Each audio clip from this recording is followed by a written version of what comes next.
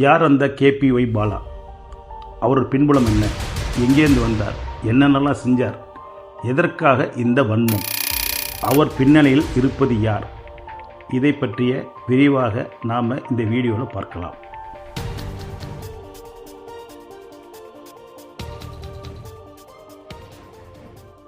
KPY Bala ஸ்கூலில் நல்ல mark எடுத்துட்டு நடிக்கணும்னு ஆர்வத்தில் சென்னைக்கு போய் அமுதவானோட நெருக்கமாக உருவாக்கி அதிலிருந்து விஜய் டிவிக்கு போய் அதே சொல்லுவாங்க நூடுல்ஸ் மாதிரி இருக்கேன்னு. அப்படிப்பட்ட உடல் வாகோட ஹைப்பர் ஆக்டிவிட்டியோட நிறைய டைமிங் சென்ஸோட கவுண்டர்கள் அள்ளி தெரிச்சு விஜய் டிவியில் செலக்ட் ஆகாமல் அவர் ரிஜெக்ட் ஆகி திரும்ப வைல்ட் கார்டு வந்து அவர் வெற்றி பெற்றதுனால அவர் எல்லாராலும் அறியப்பட்டார்.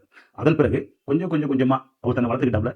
இதில் மிக முக்கியமான விஷயம், மாக்காப்பா ஒரு இன்டர்வியூ சொல்லியிருப்பாரு, கேபிஒய் பாலா நடந்து ரோட்டில் தனியாக நடந்து போயிட்டு இருக்கிறத பார்த்துட்டு மாக்காப்பானது நிறுத்தி எங்கடா தனியாக போயிட்டு இருக்கேன்னு சொல்லி ஒரே ட்ரெஸ் போட்டுருக்கேன்னு சொல்லி அவர்கிட்ட ட்ரெஸ் எல்லாம் கொடுத்ததாகவும் அவங்களாம் பேக் ட்ராப்ல வளர்த்து கொஞ்சம் கொஞ்சமாக முன்னுக்கு வந்தது தான் அந்த கேபிஒய் பாலா. என்ன காரைக்கால்லேருந்து போய் கஷ்டப்பட்டு தன்னை நிலைநிறுத்திட்டு ஒரு பையன் சம்பாதிச்சு வீடு வாசல்னு போகாம ஏதோ சமூக சேவை செய்யணும்னு ஆசைப்பட்டது மிகப்பெரிய தவறாக இப்போ சமூகம் பார்க்க ஆரம்பிக்குது.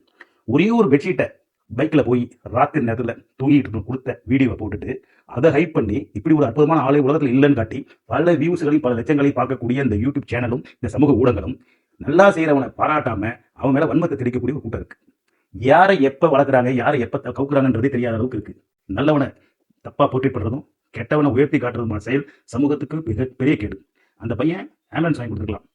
ஆம்புலன்ஸ் வாங்கி கொடுக்கறது வந்து தான் சம்பாரிச்சு கஷ்டப்பட்டு ஈவெண்ட் பண்ணி பல நாடுகளுக்கு சென்று சம்பாரிச்ச பணத்திலிருந்து கொஞ்சம் கொஞ்சமாக வாங்கி கொடுக்குறது. அது வந்து கிட்டத்தட்ட ஒரு 1000 வாங்கி கொடுக்கல, கொஞ்சம் வாங்கி கொடுத்துருக்காப்ல. ஒரு 2 வீலர், ஒரு சாதாரண ஒரு டிவிஎஸ் ஸ்கூட்டி மாதிரி வண்டிகள், இந்த மாதிரி சின்ன சின்ன விஷயங்கள்லாம் செஞ்சிருக்கான். அதன் பிறகு ஒரு கால் கிரவுண்டு வாங்கின ஒரு பையன் அமுதவானன் ஒரு கால் கிரவுண்டு கேட்டு வாங்கி அதில் ஒரு கிளினிக், அது ஹாஸ்பிட்டலில் மல்டி ஸ்பெஷாலிட்டி ஹாஸ்பிட்டல் கிடையாது, பணம் சம்பாதிக்கிற ஹாஸ்பிட்டலில் ஒரு கிளினிக் டாக்டர் போட்டு எமர்ஜென்சிக்கு பார்க்கக்கூடிய அளவுக்கு செஞ்சிருக்காரு. ஹாஸ்பிட்டல் சொல்றதுனால அது பல கோடி அதிபதி ஆகிட்டாரு, பல கோடி வெளிநாட்டிலேருந்து வருது, பல விஷயத்தை வச்சிருக்காரு. அவருக்கு சமூகத்துக்கே கேடு, இந்த நாட்டுக்கே தீவிரவாதி மேலாம் சித்தரிச்சு ஒரு வீடியோ போட்டதுனால கண்ணை மூடிக்கிட்டு அதை ஒரு குரூப் ஃபாலோ பண்ணி கண்ணாபின்னு பேசுது.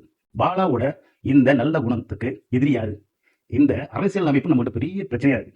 ஒருத்தர் நல்லது செஞ்சு முன்னுக்கு வந்தா ஃபேமஸ் ஆகிட்டு இருக்கான், பெருசாக வந்தாலும் பயப்பட ஆரம்பிச்சிடுறாங்க. ஐயோ இவன் நாளைக்கு நமக்கு ஆபத்தாயிடுவானோ, இப்படி ஆயிடுவானோட்டு ஒரு கூட்டம், அரசியல் ரீதியாக ஒரு கூட்டம், அவங்க காசை கொடுத்து ஒரு நெகட்டிவ் பரப்புறது ஒரு விஷயம். சினிமாவில் ஒரு கூட்டம் இருக்கு, ஐயோ இவன் வந்துட்டானா என்ன கஷ்டப்பட்டா தான் வர முடியும், பின்புலம் என்ன இருந்தாலும் யார் என்ன இருந்தாலும் அப்பா அம்மா மிகப்பெரிய ப்ரொடியூசரோட பசங்க யாரா இருந்தாலும் அவனுக்கு திறமை உழைப்பு நேரம் காலம் வந்தால் தான் முன்னுக்கு வர முடியும். ஆனால் ஒரு கஷ்டப்பட்டு வர நாளைக்கு எந்த அளவுக்கு வருவா என்னங்கிறது நாளைக்கு தான் தீர்மானிக்க போகுது. அதுக்குள்ளேயே ஒரு பயந்துக்கிட்டு பின்னாடி தப்பா பேசுறது, இது கூட நல்லது செய்யறவனை அசிங்கப்படுத்தாதீங்க, அவமானப்படுத்தாதீங்க. இந்த மாதிரி அவமானப்படுத்துறீங்கன்னா நாளைக்கு நல்லவன் ஒருத்தர் வெளியே வர மாட்டான்.